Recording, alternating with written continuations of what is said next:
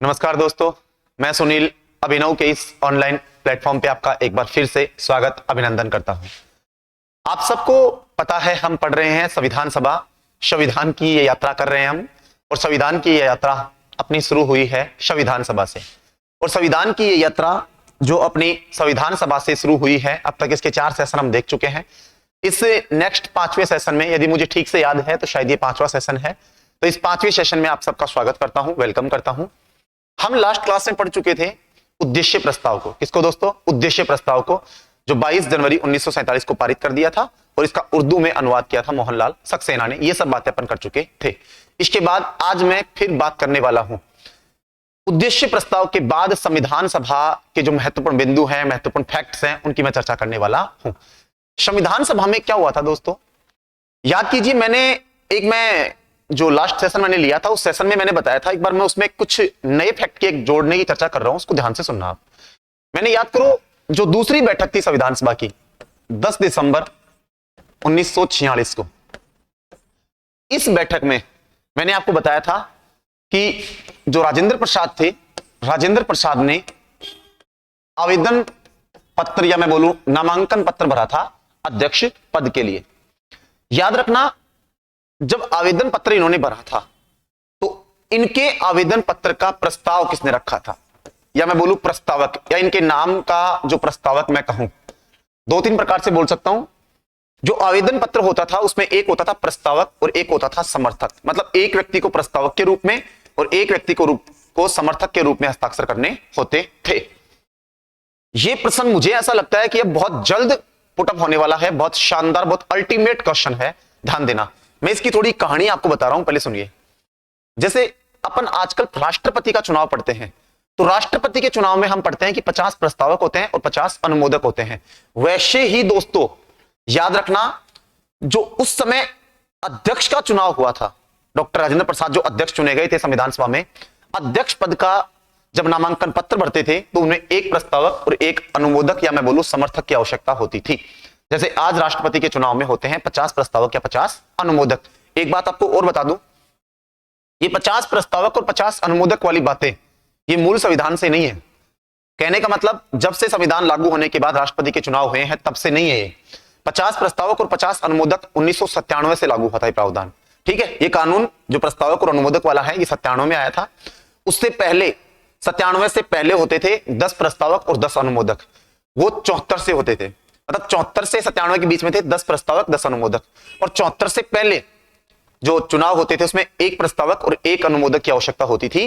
कहने का मतलब, पहले राजेंद्र प्रसाद जी के चुनाव राष्ट्रपति के रूप में जो हुआ था संसद का गठन होने के बाद 1952 में, या मैं कहूं पहले आम चुनाव होने के बाद जब राष्ट्रपति का चुनाव हुआ था 1952 में, तब एक प्रस्तावक और एक अनुमोदक की आवश्यकता होती थी। फिर 74 में इसको बढ़ाकर कर दिया गया था 10 प्रस्तावक 10 अनुमोदक। फिर 97 में कर दिया गया था 50 प्रस्तावक 50 अनुमोदक।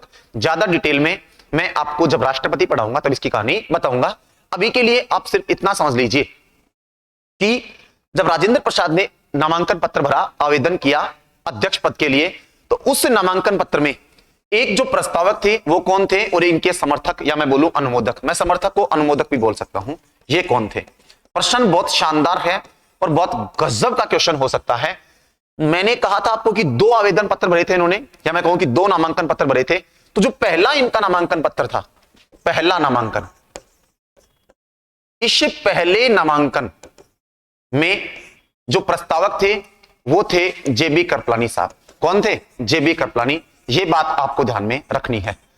जेबी कृपलानी थे प्रस्तावक, और जो समर्थक थे वो थे सरदार वल्लभ भाई पटेल। ये बात आपको ध्यान में रखनी है। बहुत शानदार, या मैं कहूं बहुत अच्छा क्वेश्चन, बहुत शानदार, बहुत अल्टीमेट लेवल का प्रश्न हो सकता है कि डॉक्टर राजेंद्र प्रसाद ने जो अध्यक्ष पद का नामांकन पत्र भरा, 2 नामांकन पत्र भरे थे। पहले नामांकन पत्र के प्रस्तावक तो कौन थे? जेबी कृपलानी। और समर्थक, या मैं बोलूं अनुमोदक कौन थे? तो सरदार वल्लभ भाई पटेल। एक बात और याद रखना, इन्होंने 2 नामांकन पत्र भरे थे। पहले के तो प्रस्तावक और अनुमोदक आपके सामने हैं, या मैं बोलूं प्रस्तावक या समर्थक। और जो दूसरे थे, दूसरे नामांकन जो इन्होंने भरा था, ये दूसरा नामांकन था। इस नामांकन में इनके प्रस्तावक थे हरे कृष्ण मेहताब। कौन थे? हरे कृष्ण मेहताब थे। और नंद किशोर थे इसके अनुमोदक या समर्थक। लेकिन आपको इसको याद रखना है क्योंकि मान्य ये हुआ था, 2 नामांकन पत्र भरे थे और बाद में एक मान्य होता है, तो जो मान्य हुआ था वो ये हुआ था। इसलिए पहला जो आवेदन था उसका प्रस्तावक थे जेबी कृपलानी और अनुमोदक या समर्थक थे सरदार वल्लभ भाई पटेल। मैं दोनों का बता चुका हूं आपको। दूसरे के हरे कृष्ण मेहताब और दूसरे के प्रस्तावक तो थे हरे कृष्ण मेहताब और अनुमोदक या समर्थक थे नंद किशोर। कौन थे? नंद किशोर। ये बात आपको ध्यान में रखनी है, बहुत अल्टीमेट और बहुत गजब का क्वेश्चन हो सकता है। मैं एक बार फिर रिपीट कर रहा हूं, ध्यान दीजिए।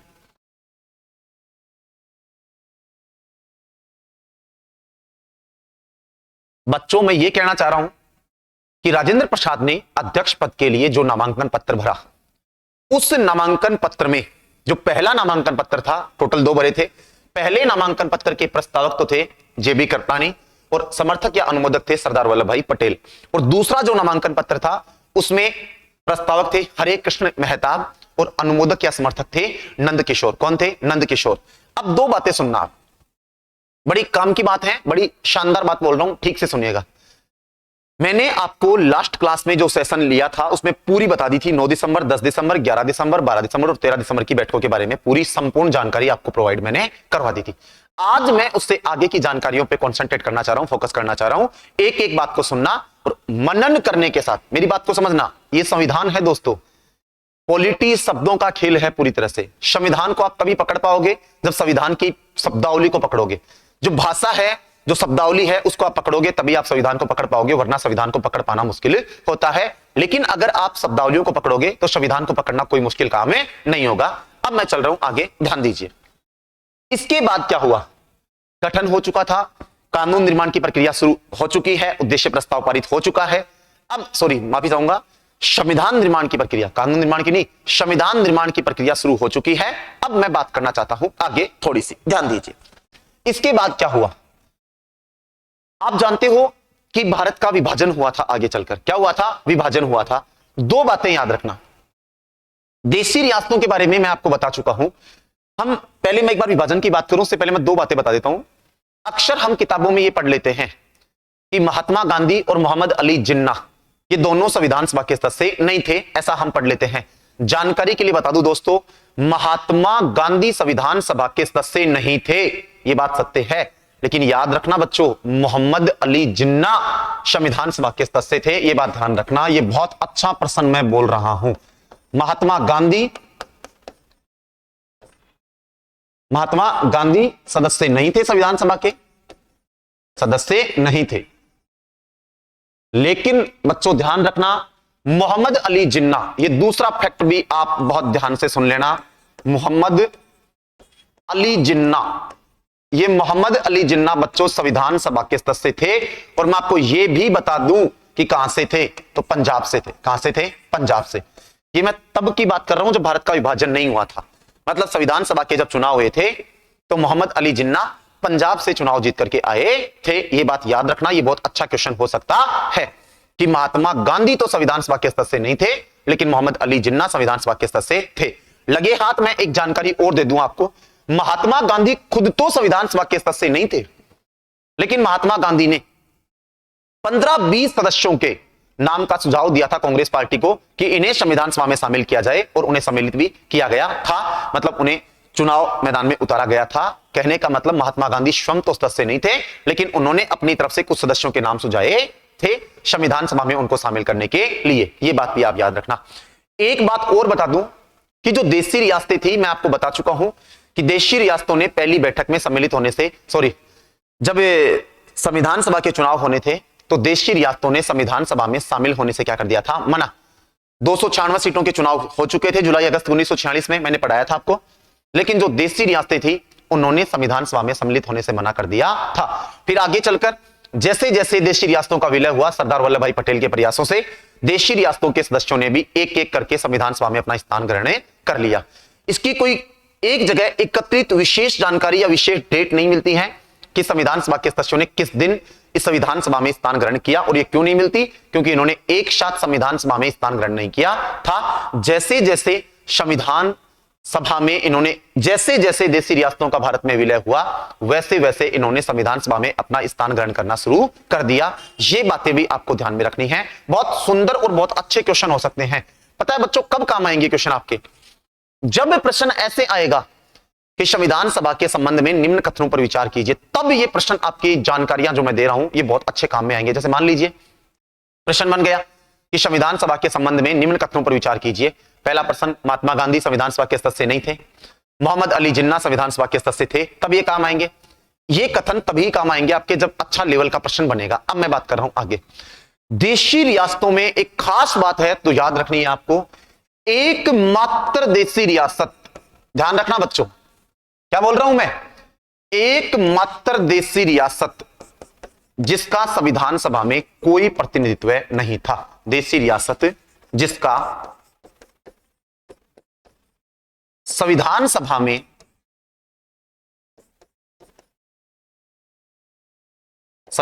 में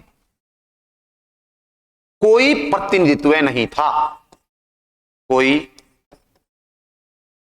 प्रतिनिधित्व नहीं था। यह प्रश्न बड़ा जबरदस्त हो सकता है फैक्ट का, बड़ा शानदार प्रश्न हो सकता है फैक्ट का। सीधा पूछ लिया जाए एकमात्र देशी रियासत जिसका संविधान सभा में कोई प्रतिनिधित्व नहीं था, तो याद रखना हैदराबाद। कौन सा दोस्तों? हैदराबाद।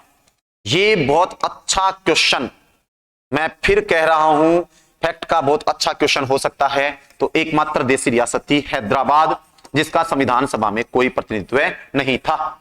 जानकारी के लिए बता दूं, जिस दिन भारत का विभाजन हुआ 14-15 अगस्त की मध्य रात्रि को, या मैं कहूं भारत आजाद हुआ, उससे पहले सभी देशी रियासतों ने विलय पत्र पर हस्ताक्षर कर दिए थे, सिवाय 3 देशी रियासतों को छोड़कर, एक जम्मू कश्मीर, एक हैदराबाद और एक जूनागढ़। ये 3 रियासतें ऐसी थी जिन्होंने विलय पत्र पर हस्ताक्षर नहीं किए थे। आगे चल करके इनका भी विलय भारत में हुआ था। कब हुआ था मैं इसकी अलग से जानकारियां आपको दूंगा, मोटी मोटी बता दूं। जम्मू कश्मीर का विलय जो हुआ था विभाजन के बाद 22 अक्टूबर को, 15 अगस्त को भारत आजाद हुआ, 22 अक्टूबर को कब्बालियों ने आक्रमण कर दिया था जम्मू कश्मीर पे, और 26 अक्टूबर को विलय पत्र पर हस्ताक्षर कर दिए थे हरि सिंह ने, जो कि शासक था मुस्लिम रियासत का। 26 अक्टूबर को विलय पत्र पर हस्ताक्षर हो गए थे। जूनागढ़ की बात करेंगे अपन, और हैदराबाद की बातें कभी अलग से मैं एक सेशन लूंगा, क्योंकि ये तीनों देशी रियासतें विलय पत्र पर इनके हस्ताक्षर कैसे हुए थे बाद में, मतलब जूनागढ़, जम्मू कश्मीर और हैदराबाद, इन तीनों का जो विलय था वो कैसे हुआ था संविधान सभा में, इसके ऊपर मैं अलग से सेशन रखूंगा। इसकी थोड़ी अलग कहानी है, अलग से इसके ऊपर सेशन रखूंगा, क्योंकि जम्मू कश्मीर की थोड़ी अलग कहानी है। यहाँ के शासक थे हरि सिंह, हिंदू, रियासत मुस्लिम थी, शासक हिंदू था। यहाँ का जो सेनापति था हरि सिंह का, राजेंद्र सिंह, बड़ा ही बहादुर आदमी था जिसने कब्बालियों का बड़ा डट कर मुकाबला किया था। इसकी मैं चर्चा करूंगा कभी अलग सेशन के अंदर। ये बात आपको ध्यान में रखनी है कि हैदराबाद एकमात्र देशी रियासत थी जिसका संविधान सभा में कोई प्रतिनिधित्व नहीं था। अब मैं चल रहा हूं बच्चों आगे। अब ध्यान दीजिए आप संविधान सभा में अब हम क्या पढ़ रहे हैं।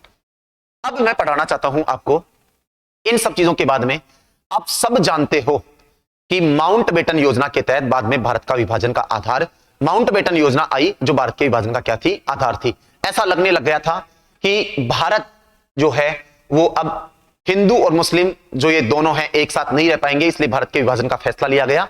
और भारत का जो विभाजन था वो विभाजन का आधार था मुस्लिम जनसंख्या। मैं पहले ही कह चुका हूं, 1937 के बाद से ही मुस्लिम लीग पार्टी ये कहने लग गई थी कि हिंदू और मुस्लिम दो धर्म और दो संप्रदाय नहीं है, बल्कि दो राष्ट्र हैं। 2 नेशन थ्योरी, 2 राष्ट्र सिद्धांत या बोलूं द्विराष्ट्र सिद्धांत इन्होंने दे दिया था पहले से। तो इसके बाद जब ये मांग पुरजोर पकड़ने लगी, सरदार वल्लभ भाई पटेल ने तो यहां तक कह दिया था, अंत में परेशान होके। देखो इसमें 2 मत हैं। महात्मा गांधी साफ इनकार करते थे विभाजन के लिए, उन्होंने पहले ही कह दिया था कि भारत का विभाजन मेरी लाश पर गुजरकर होगा, मतलब मेरे जिंदा रहते हुए भारत का विभाजन नहीं होगा। लेकिन बाद में परिस्थितियां बदली, और परिस्थितियां इस कदर बदली कि आप जानते हो कि जो विभीषिका थी विभाजन की वो कितनी भयावह थी। लाखों लोगों ने, आपको जानकर बड़ा आश्चर्य होगा कि भारत के विभाजन के समय ये जो विभीषिका थी विभाजन की, इसमें लाखों लोगों ने अपनी जान गंवाई थी। अंततः परेशानियां इतनी बढ़ गई थी कि सरदार वल्लभ भाई पटेल ने यह तक कह दिया था कि अब जिन्ना विभाजन चाहते हैं या नहीं चाहते ये बात हम नहीं जानते, लेकिन अब हम विभाजन चाहते हैं। यह तक कह दिया था सरदार वल्लभ भाई पटेल ने कि अब हम विभाजन चाहते हैं, जिन्ना चाहे चाहे न चाहे, लेकिन हम अब विभाजन चाहते हैं। तो पहले मैं आपको विभाजन की इस रूपरेखा के बारे में बता दूं, उसके बाद हम संविधान सभा की जो समितियां हैं उनकी चर्चा करेंगे। ध्यान से सुनना दोस्तों। माउंटबेटन योजना देखिए, 3 जून 1947 को, ज्यादा कुछ खास नहीं है, मोटी मोटी बातें हैं। माउंटबेटन योजना आती है, और इसका नाम माउंटबेटन क्यों पड़ा, तो इस समय भारत के गवर्नर जनरल थे, भारत के गवर्नर जनरल थे लॉर्ड माउंटबेटन, इसलिए नाम पड़ गया माउंटबेटन योजना। इस माउंटबेटन का ध्यान रखना, ये भारत के 34वें गवर्नर जनरल थे। कौन से थे? 34वें। कई बार प्रश्न पूछा है। 34वें गवर्नर जनरल थे माउंटबेटन, और भारत के गवर्नर जनरल बनने वाले अंतिम ब्रिटिश व्यक्ति थे। इनके बाद में एक ही भारत का गवर्नर जनरल और बना, जो सी राजगोपालाचारी थे, जो भारतीय थे। ब्रिटेन की तरफ से भारत के गवर्नर जनरल बनने वाले अंतिम व्यक्ति थे माउंटबेटन, 34वें। फिर इनके बाद बनेंगे सी राजगोपालाचारी, 35वें। फिर गवर्नर जनरल का पद भारत में क्या हो जाएगा? समाप्त। ध्यान से सुनना, माउंटबेटन योजना 3 जून 1947 को आई। दोस्तों याद रखना, इस माउंटबेटन योजना के कई अन्य नाम भी हैं। ये जून में आई, नाम माउंटबेटन क्यों पड़ा? उस समय गवर्नर जनरल माउंटबेटन थे, ये लेकर के आए थे, इसलिए नाम पड़ गया माउंटबेटन योजना। इस समय ब्रिटेन में सरकार हुआ करती थी क्लीमेंट एटली, जो कि मजदूर दल के नेता थे। एटली उस समय ब्रिटेन के क्या थे? प्रधानमंत्री। इस योजना को अन्य नाम, माउंटबेटन योजना के जो अन्य नाम हैं, या मैं बोलूं उपनाम हैं, उनको भी आप ध्यान रख लेना। वैसे आसान से हैं। जून योजना भी कहते हैं, डायरेक्ट बोल दे जून योजना, तो भारत विभाजन का आधार जून में आई थी, इसलिए बोलते हैं जून योजना। इसे ही बोलते हैं डिग्गी बर्ड प्लान। क्या बोलते हैं? डिग्गी बर्ड प्लान। माफी चाहूंगा एक बार,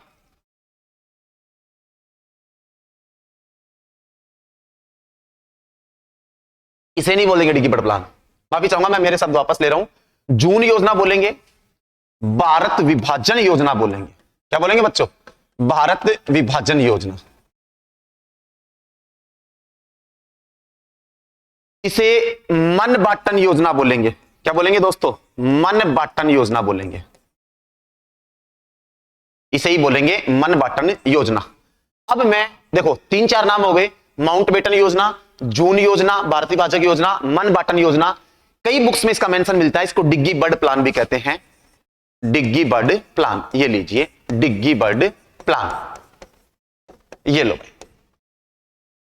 माउंटबेटन योजना बोल दूं, मन बाटन योजना बोल दूं, डिग्गी बर्ड प्लान बोल दूं। अब ये नाम पड़े तो क्यों पड़े, जरा इनकी थोड़ी क्लैरिफिकेशन देख लीजिए, इनका स्पष्टीकरण देख लीजिए कि नाम क्यों पड़ा।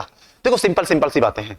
माउंटबेटन योजना को जून योजना तो इसलिए कहते हैं क्योंकि जून में आई थी, इसलिए कहते हैं माउंटबेटन योजना को जून योजना। भारत विभाजक योजना, इसके तहत आपको पता है कि भारत का विभाजन हुआ था, इसलिए कहते हैं भारत विभाजक योजना। और इसे मन बाटन योजना कहते हैं। दोस्तों सिंपल सी बात है, भारत के विभाजन का आधार था हिंदू और मुस्लिम आबादी, इसलिए कहते हैं कि इस योजना ने हिंदू और मुस्लिमों के मनों को बांट दिया, इसलिए इसे कहते हैं मन बाटन योजना। एक इसका अन्य नाम डिग्गी बर्ड प्लान भी मिलता है। क्या मिलता है दोस्तों? डिग्गी बर्ड प्लान भी इसका अन्य नाम मिलता है। ये सारे नाम आप देख लेना, क्योंकि हो सकता है कि माउंटबेटन योजना आपको नाम नहीं मिले और माउंटबेटन योजना की बजाय ये नाम आपको मिल जाए, इसलिए इनके ऊपर भी आप एक बार हल्का सा फोकस कर लेना। चलिए, क्या हुआ माउंटबेटन योजना के तहत? जून में आई, और सिंपल सी बात याद रखना, माउंटबेटन योजना के तहत भारत के विभाजन का आधार तय हुआ, मतलब भारत का विभाजन हुआ इस माउंटबेटन योजना के तहत। प्रश्न कैसे आएगा? भारत विभाजन का आधार कौन सी योजना थी? हम सिंपली उत्तर दे देंगे माउंटबेटन योजना जो थी वो भारत के विभाजन का क्या थी? आधार थी। और माउंटबेटन योजना के बाद अंतिम रूप से 14-15 अगस्त की मध्य रात्रि को, ध्यान देना भाई, 14-15 अगस्त 1947 की मध्य रात्रि को भारत का क्या हुआ? विभाजन हुआ। ये बात आप बहुत बार पढ़ चुके हैं, ये बहुत सिंपल सी बात है कि भारत का विभाजन 14-15 अगस्त 1947 की मध्य रात्रि को हो गया था। अब मैं दो बातें आपके सामने पेश कर रहा हूं। अगर आपसे सिंपली बोले, ठीक से सुनना, बड़ी जबरदस्त बात है, बड़ा जबरदस्त प्रश्न क्रिएट होता है। अगर आपसे बोले जब भारत की संविधान सभा का गठन हुआ था, क्या हुआ था? गठन। उस समय संविधान सभा में टोटल सदस्य थे 389, आपको पता है बच्चों 389। लेकिन वो तब की बात है जब भारत और पाकिस्तान एक थे, विभाजन नहीं हुआ था। विभाजन के बाद, ध्यान से सुनिएगा मेरी बात, विभाजन के बाद ये जो 389 सदस्य संख्या थी ये कितनी रह गई, इसके ऊपर 2-3 बातें बता रहा हूं, ध्यान से सुनना।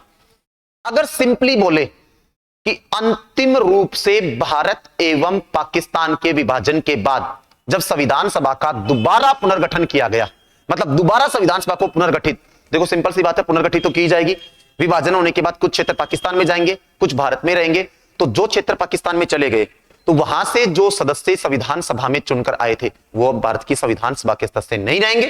क्योंकि वो क्षेत्र कहां चले गए? पाकिस्तान में चले गए। तो अगर प्रश्न पूछे भारत और पाकिस्तान के अंतिम रूप से विभाजन के बाद, मैं फिर बोल रहा हूं, बड़े ध्यान से सुनना, यहां पे कंट्रोवर्सी होती है थोड़ी। भारत और पाकिस्तान के अंतिम रूप से विभाजन के बाद, मैं कब की बात कर रहा हूं, अंतिम रूप से विभाजन की बात कर रहा हूं, मतलब मैं 3 जून की बात नहीं कर रहा, मैं 14-15 अगस्त की बात कर रहा हूं। विभाजन हो गया अंतिम रूप से, उसके बाद जो संविधान सभा का दोबारा पुनर्गठन किया गया भारत की का, और फिर उसमें कितने सदस्य बचेंगे, तो आपको याद रखना है 299 सदस्य। यह बात आपको याद रखनी है अंतिम रूप से विभाजन के बाद, अंतिम रूप से विभाजन के बाद। क्या प्रश्न बोला मैंने बोला बच्चों कि भारत और पाकिस्तान के अंतिम रूप से विभाजन के बाद भारतीय संविधान सभा की सदस्य संख्या कितनी रह गई थी, तो 299। लेकिन एक फैक्ट आपको और मिलेगा, मैं अलग से इसको लिख देता हूं आपके लिए, जिससे ये पढ़ने में आपको आसानी होगी। मैं अलग से लिख रहा हूं, देखो संविधान सभा की सदस्य संख्या कितनी थी, 389 प्रारंभ में। कितनी थी, 389 प्रारंभ में, जब संविधान सभा का गठन हुआ ये चीज। अब आगे मैं क्या बोल रहा हूं, 3 जून 1947 को माउंटबेटन योजना आई, जिसके तहत भारत का हुआ विभाजन अंतिम रूप से 14-15 अगस्त 1947 की मध्य रात्रि को। तो 2 बातें याद रखनी है यहां। अगर प्रश्न पूछे कि माउंटबेटन योजना जो लेकर के आई थी प्लान, उसके तहत भारत का विभाजन होता, तो संविधान सभा की सदस्य संख्या गिरकर रहती 324। कितनी रहती, 324। एक तो यह बात आपको ध्यान में रखनी है। क्या बात याद रखनी है कि माउंटबेटन योजना के तहत अगर भारत का विभाजन होता, मतलब जो प्लान वो लेकर के आए थे उसके तहत, मतलब माउंटबेटन योजना के बाद जो क्षेत्र पाकिस्तान में जाने थे, कि माउंटबेटन योजना जैसे प्लान लेकर के आई थी उसको ही मानते, तो संविधान सभा की सदस्य संख्या रहती 324। लेकिन अंतिम रूप से भारत और पाकिस्तान के विभाजन के बाद, फिर बोल रहा हूं मैं, माउंटबेटन योजना जो प्लान लेकर के आई थी उसके बाद में कुछ अमेंडमेंट हुए, उसमें आने के बाद कुछ क्षेत्र और पाकिस्तान को दिए गए जो मुस्लिम बाहुल्य थे।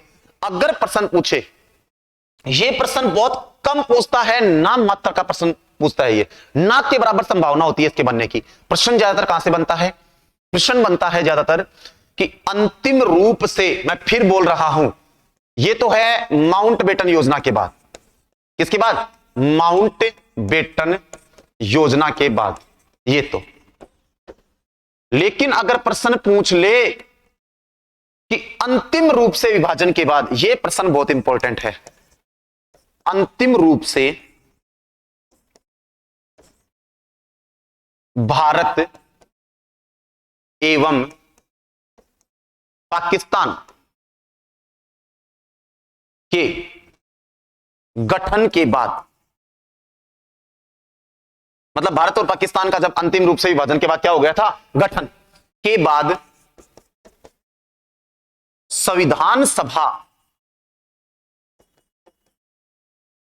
का पुनर्गठन किया गया। और जब अंतिम रूप से संविधान सभा का पुनर्गठन किया गया दोबारा, फिर सुनिए, अंतिम रूप से भारत एवं पाकिस्तान के विभाजन के बाद जब संविधान सभा का, भारत वाली जो संविधान सभा थी उसका दोबारा पुनर्गठन किया गया, जो क्षेत्र पाकिस्तान में चले गए थे उनको छोड़कर, तब भारतीय संविधान सभा की सदस्य संख्या 299 रह गई थी। यह बात आपको ध्यान में रखनी है, बहुत जबरदस्त क्वेश्चन हो सकता है। अंतिम रूप से विभाजन के बाद जब दोबारा पुनर्गठन करेंगे तब 299 रही थी, और माउंटबेटन योजना के बाद की बात करें तब 324। ज्यादातर संभावना होती है इस क्वेश्चन की, और 299 में से भी मैं 2 बातें अलग कर दूं आपकी, 229 प्लस 70।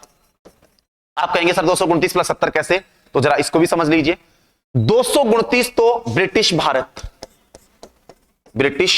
के, और प्लस ये देसी रियासतों के, ये लीजिए, ये भी मैं आपकी भ्रांति दूर कर देता हूं। देसी रियासतें, ये लीजिए बच्चों। फिर बोल रहा हूं मैं 299 में से भी विभाजन कर रहा हूं, 229 प्लस 70। 229 सदस्य तो थे ब्रिटिश भारत के और 70 सदस्य थे देसी रियासतों के। ये 299 सदस्य संख्या अंतिम रूप से बची थी भारत और पाकिस्तान का विभाजन भारत का विभाजन होने के बाद, जब भारत और पाकिस्तान 2 नए राष्ट्र बनकर तैयार हो गए थे, और जब उसके बाद दोबारा से भारत की संविधान सभा का पुनर्गठन किया गया, तो ये सदस्य संख्या अंतिम रूप से बची थी 299, जिसमें 229 ब्रिटिश भारत के और 70 थे देसी रियासतों के। ये बात भी आपको याद रखनी है। कई दफा ऐसा हो चुका है कि प्रश्न यहां से भी बना है। सिंपल प्रश्न पूछ ले, कि कितनी सदस्य संख्या बची अंतिम रूप से भारत और पाकिस्तान के विभाजन के बाद संविधान सभा का जब पुनर्गठन किया गया 299 बची थी, 229 प्लस 76। मैंने पूरी कहानी, पूरी रूपरेखा आपको बता दी है जिससे कि आप परेशान ना हो। अब मैं चलना चाह रहा हूं आगे। ये सब कहानियां पढ़ने के बाद अब मैं आपको लेकर के चल रहा हूं संविधान सभा की समितियों के ऊपर। संविधान सभा में बहुत सारी समितियां थी और मैं आपको एक एक करके सभी समितियां बताने वाला हूं। आजकल प्रश्न बहुत गहरा आ रहा है समितियों से। पहले जो समितियों के प्रश्न थे वो इतने गहरे नहीं होते थे, लेकिन आजकल समितियों के प्रश्न बहुत गहरे बनने लग गए हैं। ध्यान से सुनना एक एक करके। संविधान सभा की महत्वपूर्ण समितियां। सबसे पहले मैं लेना चाह रहा हूं दोस्तों प्रारूप समिति को। हम पढ़ने जा रहे हैं, हमारा हेडिंग क्या है टॉपिक का, संविधान सभा की महत्वपूर्ण समितियां। और महत्वपूर्ण समितियों में पहली समिति आज अपन पढ़ने जा रहे हैं जिसका नाम है प्रारूप समिति। प्रारूप समिति, ये लीजिए बच्चों, प्रारूप समिति की चर्चा कर रहा हूं मैं। सबसे पहले बड़े ही ध्यान से सुनना, एक एक करके एक एक बात को समझने की कोशिश करना। पहला, गठन।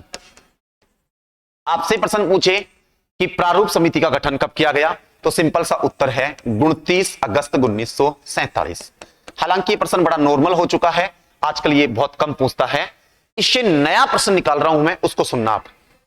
संविधान सभा का अध्यक्ष की बात, ये बात आप सब जानते हैं बच्चों। संविधान सभा का जो गठन हुआ था वो हुआ था 29 अगस्त 1947 को। और अब दो बातें सुनना आप एक एक करके। संविधान सभा की जो प्रारूप समिति थी उसका गठन हुआ था 29 अगस्त 1947 को। मैं एक बार लगे हाथ आपको दो तीन बातें और बता रहा हूं। ये जो प्रारूप समिति है ना, इस प्रारूप समिति के भी दो तीन अन्य नाम हैं। आप इन दो तीन अन्य नामों को भी एक बार ठीक से सुन लेना। इस प्रारूप समिति को ही बोलते हैं अपन ड्राफ्टिंग कमेटी। ये भी ध्यान रखना दोस्तों आप, ड्राफ्टिंग कमेटी, ये भी इसी का नाम है। इसी को अपन बोलते हैं मसूदा समिति। क्या बोलते हैं? मसूदा समिति। ये भी इसका नाम है, ध्यान रखना आप, ठीक है बच्चों।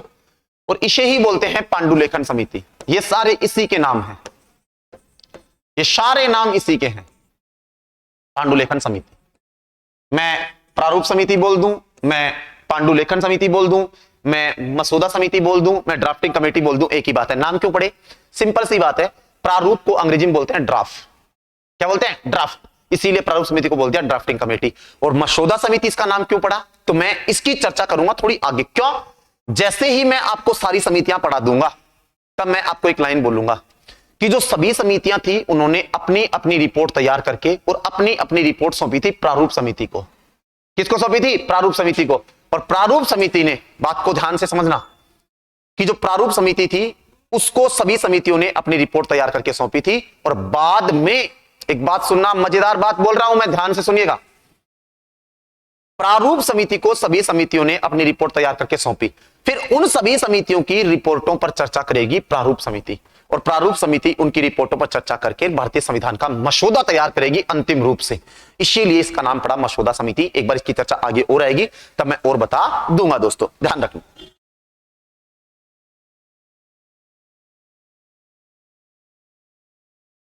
आगे आइए, अब प्रारूप समिति के प्रश्न अपन एक एक करके देखना शुरू करते हैं। ध्यान से सुनना एक एक करके। पहली चीज, गठन 29 अगस्त 1947 को। अध्यक्ष बताने की जरूरत नहीं है, आप सबको पता है, doctor Bhimrao Ambedkar. Doctor Bhimrao Ambedkar, BR Ambedkar. Doctor Bhimrao Ambedkar प्रारूप समिति के क्या थे? अध्यक्ष थे। क्या थे दोस्तों? अध्यक्ष थे। अब मैं एक मजेदार प्रश्न निकाल रहा हूं यहां से। एक बात याद रखना, अगर प्रश्न ये पूछ ले कि डॉक्टर भीमराव अंबेडकर को प्रारूप समिति का अध्यक्ष कब बनाया गया, ध्यान रखना मेरी बात पे मैं क्या बोल रहा हूं। डॉक्टर भीमराव अंबेडकर को प्रारूप समिति का अध्यक्ष कब बनाया गया, तो याद रखना डॉक्टर भीमराव अंबेडकर को प्रारूप समिति का अध्यक्ष बनाया जाएगा 30 अगस्त 1947 को। कब बनाया जाएगा? 30 अगस्त 1947 को। यह बड़ा शानदार और मजेदार प्रश्न है, ध्यान रख लेना। हमें यह सबको पता है कि प्रारूप समिति का अध्यक्ष डॉक्टर भीमराव अंबेडकर को बनाया गया, लेकिन यह बात याद रखना कि प्रारूप समिति का अध्यक्ष डॉक्टर भीमराव अंबेडकर को 29 अगस्त को नहीं बल्कि 30 अगस्त 1947 को बनाया गया था। यह अच्छा प्रश्न है। और प्रारूप समिति का गठन हुआ था 29 अगस्त 1947 को। आगे चलिए, कुल सदस्य, तो बच्चों याद रखना प्रारूप समिति में कुल सदस्य थे 7। कितने थे? 7। और 7 कैसे? अध्यक्ष सहित या अध्यक्ष के अलावा, तो ध्यान रखना अध्यक्ष सहित। कई बार ऐसा भी प्रश्न आता है, एग्जामिनर पूछता है प्रारूप समिति में अध्यक्ष के अतिरिक्त कितने सदस्य थे, 6, और अध्यक्ष सहित तो 7। ये बेसिक सी बातें मैंने आपको बताई है प्रारूप समिति की। अध्यक्ष कौन था, गठन कब हुआ, डॉक्टर भीमराव अंबेडकर को अध्यक्ष कब बनाया गया, ये सब बातें मैंने आपको बताई। और मैंने बताया कि अध्यक्ष सहित कितने सदस्य थे, 7। इसके नाम क्या क्या हो सकते हैं वो मैंने आपके सामने रखे हैं। अब मैं आगे थोड़ा सा इसके बारे में और विस्तृत चर्चा कर रहा हूं, ध्यान से सुनना एक एक करके। अन्य सदस्य, देखिए साहब, अब अपन ले रहे हैं अन्य सदस्य प्रारूप समिति के। अन्य सदस्य ये लीजिए, कितने सदस्य, 6। तो कौन कौन से हैं, पहला एन गोपाला स्वामी अयंगर। बच्चों इनका नाम आपकी जबान पे होना ही चाहिए। क्यों होना चाहिए, तो कारण है, प्रश्न आता है निम्न में से कौन सा एक प्रारूप समिति का सदस्य नहीं था या प्रारूप समिति में सम्मिलित नहीं था। अभी स्कूल लेक्चर की एग्जाम में ऐसा प्रश्न आ चुका है, सेम टू सेम, जैसा कि मैंने बोला कि निम्न में से कौन प्रारूप समिति में सदस्य नहीं थे। पहले एन गोपाला स्वामी अयंगर, आगे चलिए अल्लादी कृष्णा स्वामी अय्यर, ये लीजिए बच्चों दूसरा नाम। आगे चलिए सैयद मोहम्मद सादुल्ला, ये लीजिए तीसरा व्यक्ति। आगे चलिए के एम मुंशी, ये लीजिए बच्चों आपका के एम मुंशी, कन्हैयालाल माणिकलाल मुंशी, के एम मुंशी। आगे चलिए बी एल मित्तर, कौन, बी एल मित्तर। और अंतिम डीपी खेतान, कौन भाई, डीपी खेतान। ये बच्चों प्रारूप समिति के सदस्य आपके सामने हैं सारे के सारे। एक बार रिपीट कर रहा हूं, एन गोपाला स्वामी अयंगर, अल्लादी कृष्णा स्वामी अय्यर, सर सैयद मोहम्मद सादुल्ला, के एम मुंशी, बी एल मित्तर और डीपी खेतान। बड़ा जबरदस्त प्रश्न हो सकता है, ध्यान से सुनना। अब मैं यहां से आपको 2-3 बातें बता रहा हूं, ढंग से सुनना। यहां से बहुत अच्छे अच्छे प्रश्न निकले हैं। ये तो थी बच्चों बेसिक सी बातें। मैं ऐसा मानता हूं कि ये सारी बातें सबको आती हैं, ये सारी बातें सबको आती ही आती हैं। ये बेसिक है, प्रारूप समिति में लगभग बच्चों को आती हैं। अब यहां से 3-4 स्पेशल क्वेश्चन हैं, उनको आप ठीक से सुनना। एक तो हुआ क्या, इस प्रारूप समिति में ये जो डीपी खेतान थे ना, 1948 में इनकी हो गई मृत्यु। क्या हो गई, मृत्यु। किसकी, डीपी खेतान की। तो ध्यान रखना, इनकी जगह एक नए सदस्य को सम्मिलित किया गया। तो इनकी जगह शामिल किया गया टीटी कृष्णामाचारी को। किसको, टीटी कृष्णामाचारी। बच्चों ध्यान रखना, मैं टीटी कृष्णामाचारी बोल रहा हूं, वीटी नहीं बोल रहा हूं। याद करो, एचसी मुखर्जी और वीटी कृष्णामाचारी, ये 2 उपाध्यक्ष बनाए गए थे संविधान सभा में 16 जुलाई 1947 को। ये वीटी नहीं, ये टीटी है। तो डीपी खेतान की जगह किनको शामिल किया गया, टीटी कृष्णामाचारी को। और ये जो बीएल मित्तर थे, इन्होंने दे दिया था इस्तीफा। स्वास्थ्य खराब रहता था इनका, तो स्वास्थ्य कारणों की वजह से इन्होंने क्या दे दिया, इस्तीफा दे दिया। और इनकी जगह शामिल किया गया किसको, तो ध्यान रख लेना, इनकी जगह एन माधव राव को शामिल किया गया। एन माधव राव, ये प्रश्न भी ध्यान रखना, अच्छा प्रश्न है। डीपी खेतान की हो गई मृत्यु, तो इनकी जगह शामिल किया गया टीटी कृष्णामाचारी को। बीएल मित्तर ने इस्तीफा दे दिया स्वास्थ्य कारणों से, स्वास्थ्य खराब रहता था, इसलिए इनकी जगह शामिल किया गया एन माधव राव को। एक तो 2 बातें याद रखना। अगर प्रश्न आ जाए कि प्रारूप समिति में मूल रूप से निम्न में से कौन सा सदस्य सम्मिलित नहीं था, तो मूल रूप से तो ये दोनों ही माने जाएंगे, बीएल मित्तर और डीपी खेतान। लेकिन बाद में आगे चल करके एक के ने इस्तीफा दिया, एक की हो गई मृत्यु, तो ये 2 नए सदस्य आ गए थे, एन माधव राव और टीटी कृष्णामाचारी। एक तो आपको यह बात याद रखनी है। याद करने का तरीका बता देता हूं, अगर आपको उपचूक हो तो, कौन सा किसकी जगह आया, तो ऐसे याद रखना है। और सिंपल सी बात है, बोले ट्रेन में डीपी जल गई तो सही करने कौन आया, टीटी। सिंपल सा पैटर्न है, ट्रेन में क्या जल गई थी, डीपी, तो सही करने कौन आया, टीटी। क्यों, ट्रेन में तो टीटी आता है मोस्टली, अरे आता है ना, बेसिक सी बात है, अपन जोड़ के याद रख सकते हैं। बच गया कौन, एन माधव राव, तो किसकी जगह आया, बीएल मित्तर की जगह आया। ये बात भी आपको याद रख लेनी है। अब मैं 2-3 अन्य महत्वपूर्ण मुद्दों की चर्चा कर रहा हूं, इनके अलावा और क्या क्या प्रश्न हो सकते हैं प्रारूप समिति में, उनको ठीक से सुनना। एक बार एक प्रश्न आया कि प्रारूप समिति में एकमात्र मुस्लिम सदस्य, तो याद रख लेना प्रारूप समिति में एकमात्र मुस्लिम सदस्य थे ये मोहम्मद शादुल्ला, मुस्लिम सदस्य। ये लीजिए साहब, एक आप ये ले लीजिए। प्रारूप समिति में एकमात्र मुस्लिम सदस्य थे सैयद मोहम्मद शादुल्ला। ये प्रश्न भी बना हुआ है। एक प्रश्न और बोल रहा हूं, लगे हाथ, ध्यान से सुनिए। एक बार एक बड़ा अजीबोगरीब सा प्रश्न आया कि प्रारूप समिति में कौन सा सदस्य कांग्रेस पार्टी से था। बच्चों जानकारी के लिए बताऊं, ये जो सारे के सारे नाम आपके सामने है ना, ये सारे ही कांग्रेस पार्टी से थे, ठीक है। लेकिन इसमें ऑप्शन में ये भी आया, एक ऑप्शन था के एम मुंशी, अल्लादी कृष्णा स्वामी अय्यर, एन गोपाला स्वामी अयंगर और बी एल मीतर, ऐसे करके 4 ऑप्शन थे। और प्रश्न क्या पूछा कि निम्न में से प्रारूप समिति में कौन सा सदस्य कांग्रेस पार्टी से था। और ये सारे कांग्रेस के बैनर तले जीते थे, सारे ही कांग्रेस पार्टी से थे। तो इसका उत्तर क्या है, आरएस प्रीलिम्स में बना हुआ है बच्चों ये क्वेश्चन, याद रखना बच्चों। इसका क्वेश्चन आ गया था कि इसका आंसर माना गया था के एम मुंशी को। किसको? के एम मुंशी को। आप मेरे से कहेंगे कि क्यों सर के एम मुंशी को, क्यों? तो इसके पीछे कहानी है, थोड़ी सी सुनिए आप।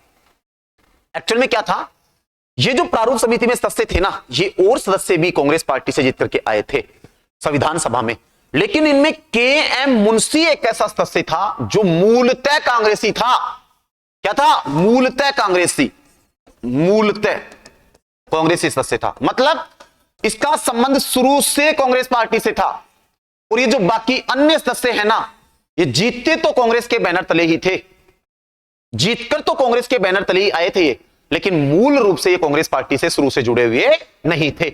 इसीलिए इसका आंसर माना गया था के एम मुंशी। फिर बोल रहा हूं, के एम मुंशी प्रारूप समिति में ऐसे सदस्य थे जो मूल रूप से कांग्रेसी थे, मतलब मूलतः कांग्रेसी थे। इनका संबंध मूल रूप से कौन सी पार्टी से था? कांग्रेस पार्टी से था। इस बात का भी आपको याद रखना है, ध्यान रखना है बच्चों। ये थी प्रारूप समिति। मैं एक बार फिर कह रहा हूं आपके सामने, प्रारूप समिति का प्रश्न बड़ा जबरदस्त बनता है तब। मैंने सारे फैक्ट, सारे आयाम जो प्रारूप समिति से हो सकते हैं, सारे एंगल क्रिएट कर दिए हैं जहां जहां से प्रारूप समिति का प्रश्न बन सकता है। अगर आप इसको पढ़ते हैं तो आप ऐसी अपेक्षा कर सकते हैं कि मेरा प्रश्न शायद गलत नहीं होगा। वैसे गारंटी कोई चीज की होती है नहीं, लेकिन क्योंकि आजकल जो पैटर्न चल रहे हैं पेपर के, आजकल के एग्जामिनर नए नए प्रयोग कर रहे हैं पेपर्स में, नए नए प्रकार के क्वेश्चन आप देखने को मिलते हैं। लेकिन मैं ऐसा मानता हूं कि अगर आप इतना पढ़ लेते हैं तो आपका यहां से प्रश्न गलत नहीं होगा। इसकी मेरी आशा है, मेरी उम्मीद है। बाकी आप जितना पढ़ेंगे उतना कम होगा। देखो, एजुकेशन की कोई लिमिट नहीं होती है, शिक्षा के कोई दायरे नहीं होते हैं। शिक्षा जितना आप मैक्सिमम पढ़ सकते हो उतना मैक्सिमम पढ़िए, क्योंकि पढ़ा हुआ कभी व्यर्थ नहीं जाता। लेकिन इतना पढ़ते हैं तो ठीक ठाक सा ज्ञान आपके पास रहेगा, ऐसा मैं मानता हूं। अब मैं चल रहा हूं दोस्तों आगे, अन्य समितियों की चर्चा करना चाह रहा हूं। संविधान सभा की जो अन्य समितियां थी उनके ऊपर भी मैं चर्चा करना चाह रहा हूं।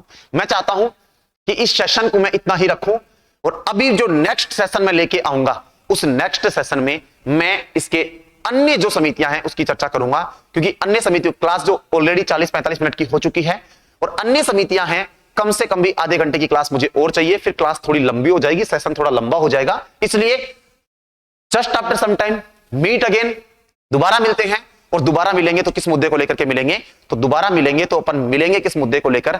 अपन मिलेंगे संविधान सभा की अन्य महत्वपूर्ण समितियों की चर्चा करेंगे, जिसमें हम संचालन समिति, प्रक्रिया नियम समिति की बात करेंगे, संघ शक्ति समिति की बात करेंगे, संघीय संविधान समिति की बात करेंगे, वित्त एवं स्टाफ संबंधी समिति की बात करेंगे, सदन समिति की बात करेंगे, परिचय पत्र संबंधी की बात करेंगे, हम बात करेंगे प्रेस दीर्घा समिति की बात करेंगे, राज्य समिति की बात करेंगे, हम झंडा समिति की बात करेंगे, हम राज्यों के कार्य करने वाली संबंधी समिति की बात करेंगे। हम सारी समितियों की चर्चा करेंगे। हम नागरिकता संबंधी समिति की बात करेंगे, हम सर्वोच्च न्यायालय संबंधी समिति की बात करेंगे।